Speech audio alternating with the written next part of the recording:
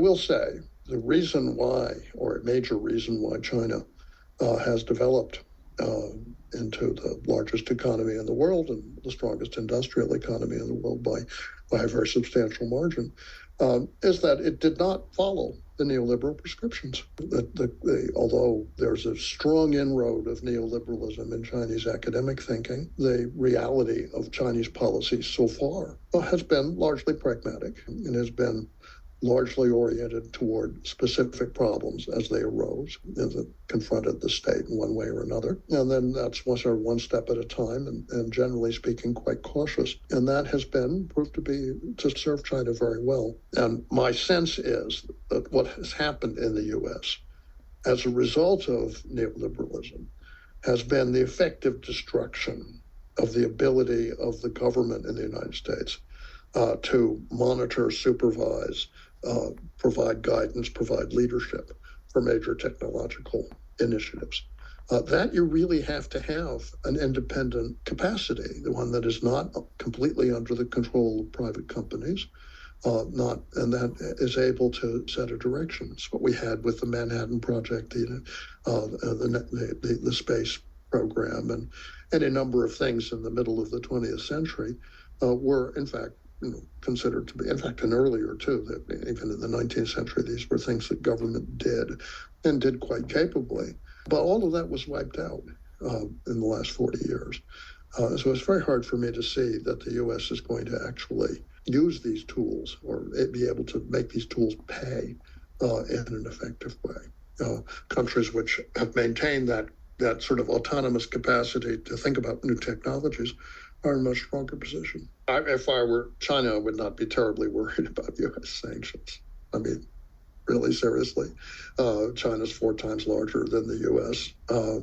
It's perfectly capable of doing without, at this stage, practically anything the U.S. might be supplying to China, and I don't know what there is that's of any great significance. In the case of Russia, the idea that was promoted in the West 2 years ago was that the sanctions of Russia was so dependent on Western technology, Western finance, that sanctions would simply both cripple the Russian economy and turn the Russian people and also the so-called oligarchs against the Russian state. First of all, a very silly idea that Russia somehow needs Western money. What for? I mean, for everything that's related to the military and most things that are related to civilian life, Russia issues its own money. The second point was Russia really need Western components. They need Western technologies. For what?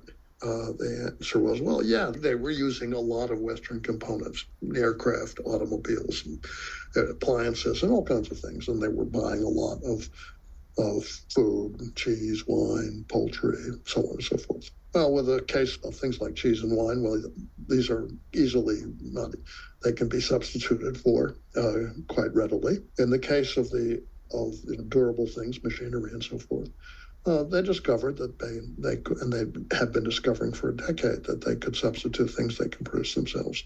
They didn't really need to buy things from Germany and Japan, let alone from the United States. And so they continued to do this. And at the same time, cutting off the flow of natural gas to Europe or cutting it back meant that the energy prices inside Russia were stable, so that there would be good raw materials for Russian business. And Russian markets for Russian business expanded because Western competition. And so an economy which had been deeply colonized by the West was largely decolonized. And the Russian economy, after a short period of adjustment, has taken off. So the effect of sanctions on Russia was, in many ways, I've said, the equivalent of a gift, really. There were steps that the Russian government would not have taken on its own. They would not have kicked out Western firms. They would not have imposed capital controls. There were lots of things. The oligarchs didn't want to have to choose between Russia and the West, and the sanctions forced them to choose. And all of these things have worked to strengthen the Russian economy and weaken the European economy.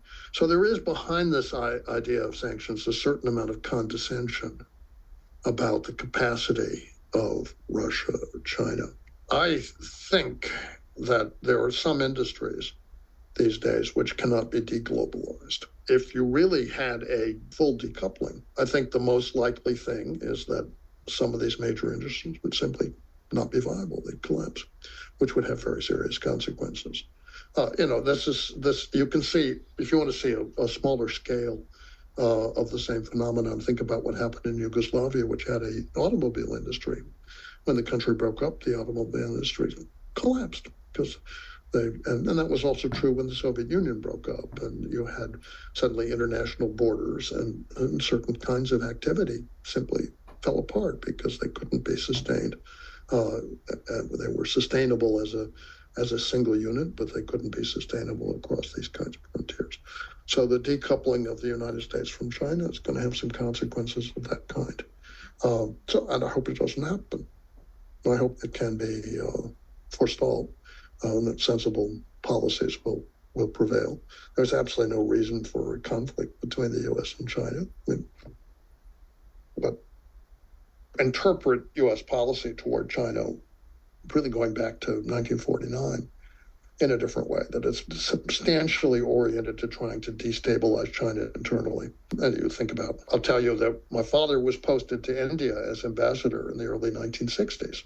And at that time, the U.S., the CIA, were dropping guerrilla units into Tibet to try and upset Chinese control over Tibet. That didn't succeed. And you think about Xinjiang or Hong Kong or Taiwan. These are all part and parcel.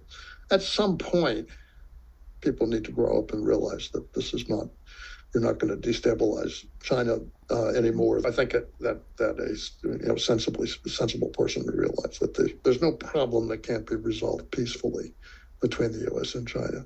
So it strikes me that part of what's going on here is inside the U.S. is a political matter that there's always been a need to have an adversary who can support the military budget, and that you can see that shifting all the time from and it's largely a question of internal politics and propaganda.